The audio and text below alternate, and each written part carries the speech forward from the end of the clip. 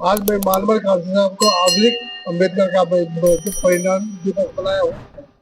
और मैं बिहार बिहार और खासकर बेगूसराय आदमी को ये संदेश देता हूँ कि जिस तरह मानवर साहब और कांसी राम मानवर साहब और बाबा साहब देश में दलितों को उत्थान के लिए जो कार्य किए हैं, जो अधूरा कार्य छूटा हुआ है, हम लोग सभी मिलके उनके सपना को पूरा करेंगे।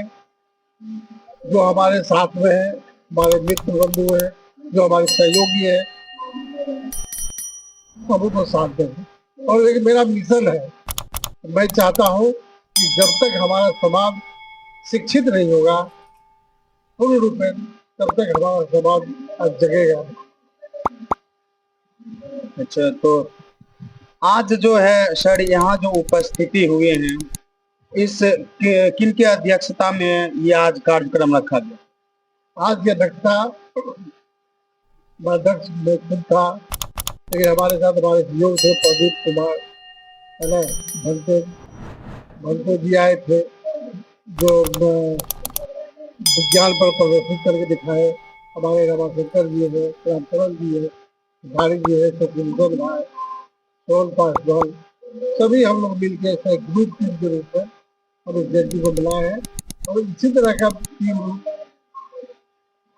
इसी तरह मिलकर हम पूरे बेगूसराय को चलाएंगे। चलिए और कुछ व्यक्ति से बात करते हैं। सर, जय बिहार में आपका स्वागत। बहुत बहुत धन्यवाद इस चैनल के माध्यम से। सर, आज जो पुण्यतिथि मनाए गए, इस पुण्यतिथि पर क्या कहना चाहते हैं सर माननीय कांसी राम? मैं मानवर कांसी राम साहब का जो मिशन है, वो बहुजन समाज पार्टी एक मिशन है, एक विचारधारा है। इस विचारधारा को आगे लेके चलना है और उनके पुण्यतिथि की सच्ची संकल्प के रूप में हम लोग मना रहे हैं। उनकी कल्पना अगर हम सही करना चाहते हैं तो उनके विचारों को समता मूलक समाज की स्थापना और आर्थिक मुक्ति आंदोलन के तहत उन्हें आगे बढ़ाने का काम करेंगे। बहुजन समाज को घरे घर जाकर जागरूक करने का काम करेंगे, जिसमें हमारा बहुजन समाज जिस दिन जागेगा, चोर लुटेरा भागेगा। देश का पहला शासक बहुजन समाज का होगा। 21वीं सदी बहुजन समाज का ही। सर, अपना परिचय बताओ। मेरा नाम शशि भूषण पासवान, बहुजन समाज पार्टी की जिला प्रभारी। चलिए और व्यक्ति से बात करते हैं। सर, जय बिहार में आपका स्वागत है। बहुत बहुत धन्यवाद जय बिहार चैनल न्यूज को, खास करके जितेंद्र जी को। और आज का जो यह एमजे बुद्धा एजुकेशनल ट्रस्ट के द्वारा संचालित अम्बेडकर पब्लिक स्कूल में मान्यवर कांसी राम साहब का परिनिर्वाण दिवस मनाया गया।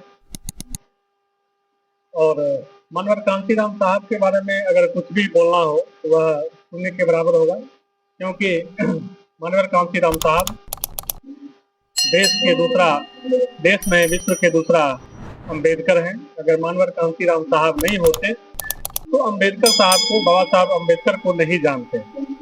और मानवर साहब एक एक लाइन जो कहे हैं, वह लाइन जीवन में उतारने योग्य है। और वह लाइन पिछड़ा अल्पसंख्यक दलितों के लिए, यानी SC ST OBC समाज के लिए बहुत बड़ी गुणवत्तापूर्ण की बातें उन्होंने रखी है। जैसे कि इस मिशन को अगर कोई पूरा कर रहा है, बाबा साहब के बाद मिशन को पूरा किया मानवर कांसी राम साहब। मानवर कांसी राम साहब के मिशन को कोई अगर पूरा करेंगे तो वह मात्र है आयरन लेडी बहन कुमारी मायावती जी। और एक ही पार्टी भारत में देश स्तर का है, राष्ट्रीय पार्टी बहुजन समाज पार्टी। बाकी इन्हें तोड़ने के लिए बहुजन समाज के लोग ही कई छोटे छोटे दल बना लिए हैं, जिसको कमजोर करने के लिए। जैसे मानवर साहब एक लाइन कहे थे कि नायक लड़ते हैं दुश्मनों से, नायक लड़ते हैं दुश्मनों से और नालायक लड़ते हैं अपनों से। आज वही हो रहा है कि छोटी छोटी दल जो बना करके BSP का विरोध, BSP को खत्म करने की साजिश चल रही है।